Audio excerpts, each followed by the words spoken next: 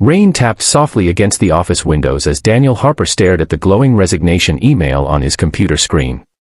12 years. 12 long years inside the same gray building, walking the same polished floors, answering the same demanding phone calls, and sacrificing every piece of himself to keep food on the table for his daughter. His fingers trembled above the keyboard while the city lights blurred behind tired eyes. Around him, employees laughed near the coffee station, discussing weekend vacations and expensive dinners, but Daniel could only think about the tiny hospital bracelet still wrapped around his daughter Lily's wrist at home. 8-year-old Lily had spent the last 3 months fighting a serious heart condition, and every late-night meeting Daniel attended felt like another moment stolen from her childhood. The company had promised flexibility.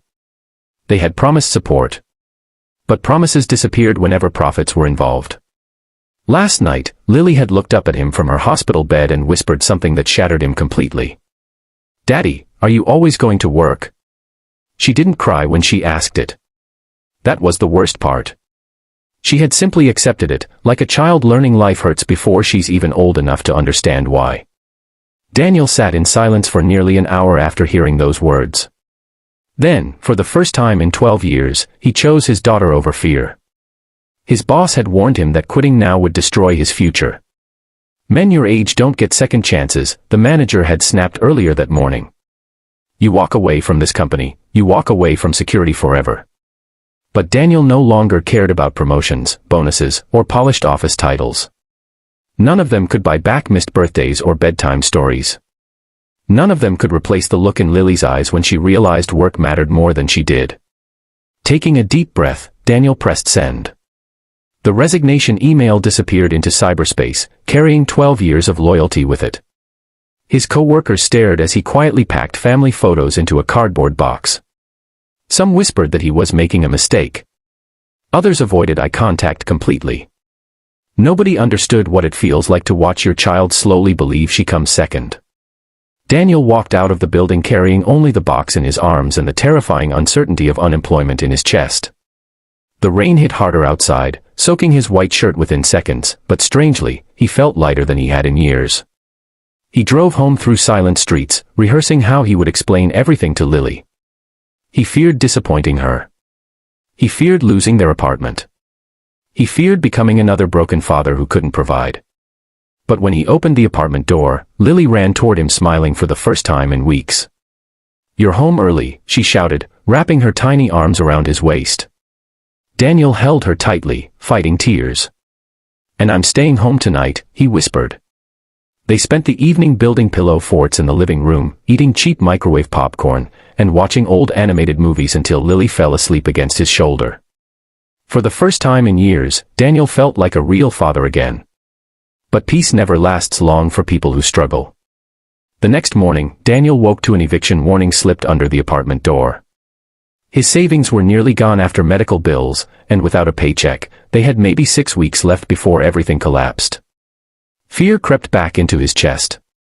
He searched online job listings for hours, but companies either offered impossible schedules or rejected him immediately. Days turned into weeks. Daniel sold his watch, canceled internet service, and skipped meals so Lily could eat properly. Still, he smiled every time she laughed, pretending everything would somehow work out. One evening, while Lily colored pictures at the kitchen table, the light suddenly shut off. The apartment fell into darkness. Daniel froze. The electric company had finally cut power. Lily looked up nervously. "Daddy." Before he could answer, there was a knock at the door. Daniel assumed it was the landlord. Exhausted and embarrassed, he slowly opened it, and nearly stopped breathing. Standing outside under the glow of the hallway light was Victoria Sinclair, the CEO of the billion-dollar company he had quit 3 weeks earlier. She wore a dark red coat soaked from the rain, her expression unreadable. Beside her stood a young blonde girl holding a stuffed teddy bear tightly against her chest. For several seconds, neither of them spoke. Daniel was too shocked to move. Victoria Sinclair was known across the country as one of the coldest and most untouchable businesswomen in America. Employees feared her. Investors worshipped her. Newspapers called her the Iron CEO. And now she was standing outside his tiny apartment carrying secrets in her eyes. Daniel finally found his voice. "You came all this way." Victoria glanced at Lily sitting quietly in the darkness behind him. Her face softened for just a moment before she looked back at Daniel. "I needed to tell you the truth," she said quietly.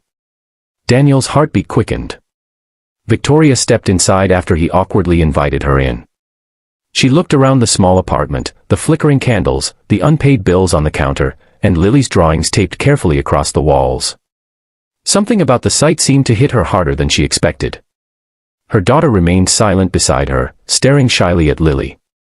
Then Victoria took a deep breath and revealed the secret that changed everything.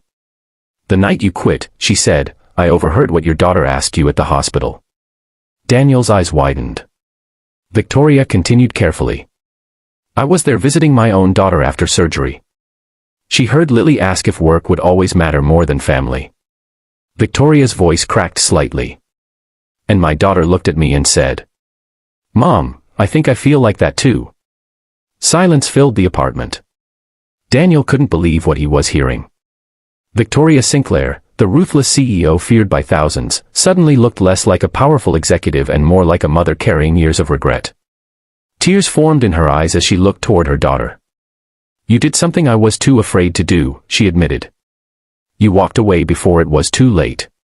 Daniel stood speechless while Lily slowly approached Victoria's daughter and offered her a crayon. The two little girls sat together on the floor as if they had known each other forever. Victoria watched them silently before reaching into her purse and placing a folder on the table. "I'm not here to offer you your old job back," she said. "I'm here because your resignation changed me." Daniel opened the folder carefully. Inside was a proposal for a new position, one created specifically for parents balancing family and work. Flexible hours. Remote options. Full medical coverage for Lily. But that wasn't the biggest surprise. At the bottom was a handwritten note from Victoria herself. No parent should have to choose between survival and being there for their child. Daniel looked up, overwhelmed. For the first time in years, hope entered the room. Victoria smiled faintly through tears she no longer tried to hide. "Help me build a company where fathers don't have to miss their daughters growing up." Daniel glanced at Lily laughing beside Victoria's daughter in the candlelight, and suddenly every painful moment, every sacrifice, every sleepless night felt like it had led to this exact second. Sometimes the bravest decision doesn't save your career. Sometimes it saves your soul. And sometimes, when you choose love over fear, life opens doors you never imagined possible. If this story touched your heart, remember to subscribe to the channel for more emotional and inspiring stories that remind us what truly matters in life.